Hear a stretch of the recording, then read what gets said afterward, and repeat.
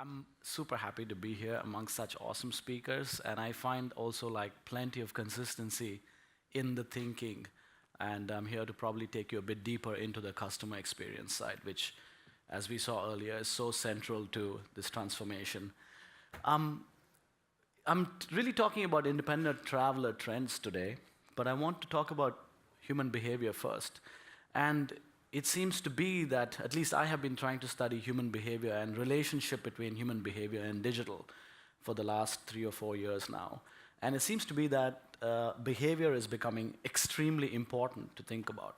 So I want to first, kind of get on the same page as to what we mean by behavior. And behavior purely in the digital realm means action on a digital interface or device or within a digital environment. It is something that a customer or user does. It's all those things that people do in their lives, but supported by a digital technology. So I'll give you two quick examples. I'm going to be a bit fast here. I only have 10 minutes, so please bear with me. I'll give you two quick examples of how behavior changes with digital. Before we had Instagram, you used to shoot and develop and display, and we had a completely different cycle of behavior. And after we are shooting and editing and sharing, it's become much more about conversation. Similarly, when we used to hail cabs before we had digital technology, we would call a cab and then take the ride and pay. Now we do something like mapping, and we browse cabs, we look at drivers, and we pick drivers, we pay, we ride, and then we rate the driver and probably have a conversation about the ride. So the disruption is happening in terms of the digital habits that these new successful services are creating. And there is more and more the increasing thinking within digital innovation circles that it's about creating habits around digital technology in order to make technology successful. Again, what is digital doing in terms of moments? And again, consistency here with what Nick said. We used to talk about journeys, and journeys are super important. But it's becoming more and more about being relevant in the moment. You had initially, before the days of digital, you had life, and then you had travel. Travel used to be something you did as a kind of reward, as something, a specific separate behavior from living and working and raising your kids and so on. There was a specific time and place for that. Now more and more with digitally equipped markets and customers, we are seeing that life moments and travel moments are merging.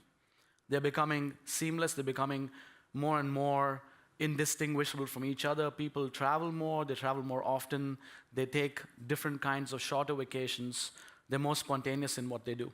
For example, this snapshot from Google shows that a so-called persona, a customer called Amy, had 419 digital moments researching her trip over 2 months. So a research experience took 419 specific kind of smaller micro moments or experiences, including videos, searches, and page visits, which led to a decision to actually travel.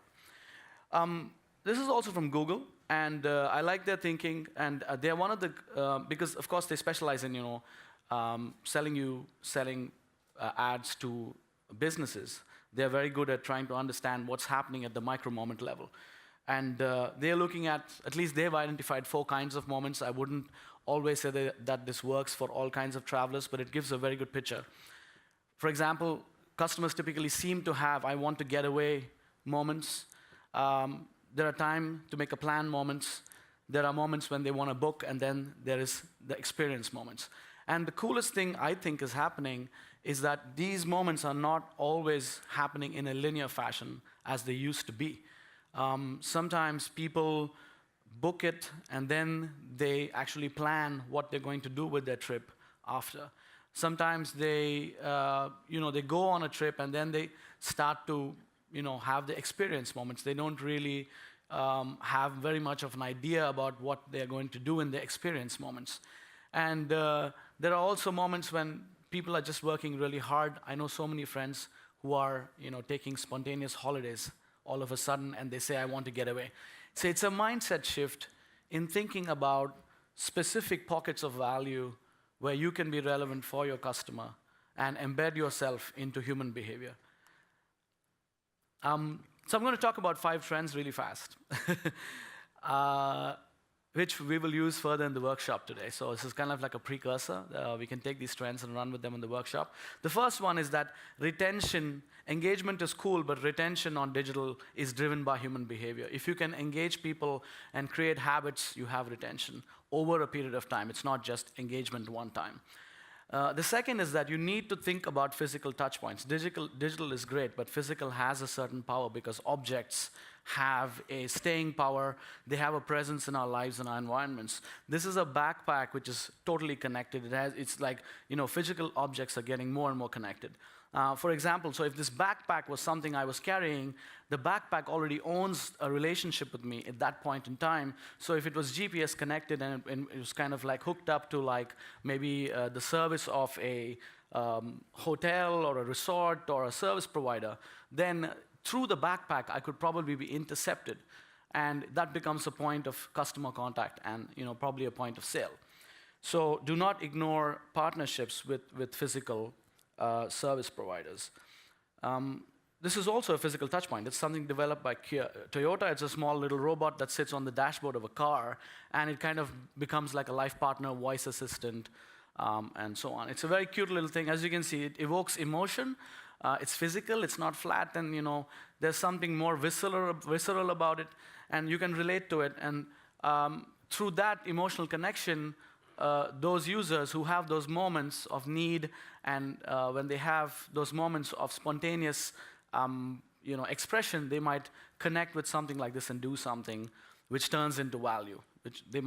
So it's about monetizing the behavior. The third is the third trend is conversational interfaces. Again, Nick mentioned this, and I thought there was so much consistency in what we said.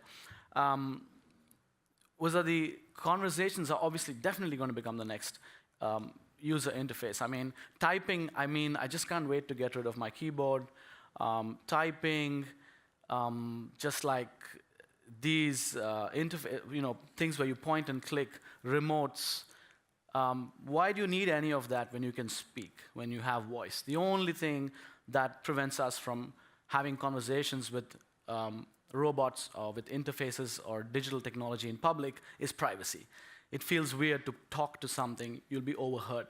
But that barrier is soon going to fall. And please think about conversational interfaces, which means natural language, which means having a kind of a dialogue with a human being and then becoming relevant in that dialogue.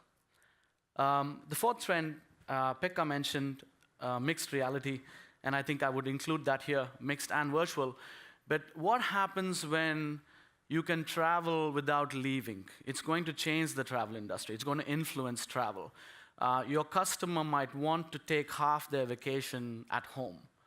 They might want to see the Aurora Borealis at home, but come to Lapland for the husky ride.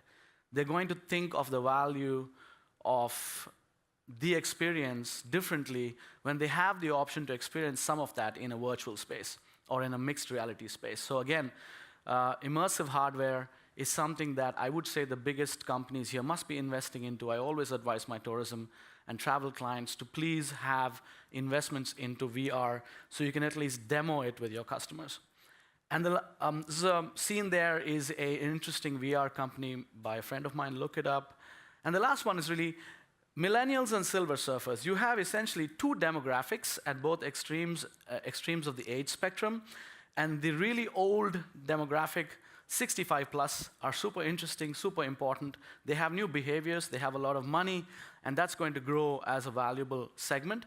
But so are the millennials who are young, and they are also very complex. They're contradictory. They can spend a lot of money on expensive luxury goods, but then they can also be really cheap, and they want to go for low prices and discounts. These are 2 extreme segments that you have to look at. And they both behave very differently, so I would consider looking at them and designing for them.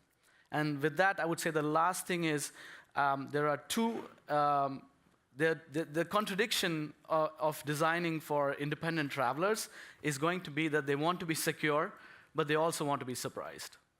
And that's the tricky part. How do you keep them secure? How do you make the whole experience predictable, but also throw in enough surprise and enough spontaneity in there that hooks them and makes them, enjoy themselves and spend their money.